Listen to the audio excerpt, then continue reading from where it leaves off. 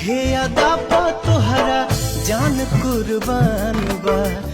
जहिया से दिलवा राउर भइल मेहमान बा।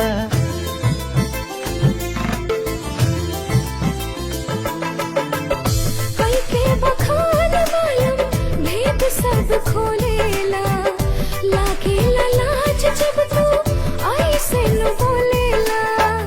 नहिया के दिया मन में बार देवेलू, ओढ़नी से मार देवेलू, ई कैसन दुलार देवेलू। ओढ़नी से मार देवेलू, ई कैसन दुलार देवेलू।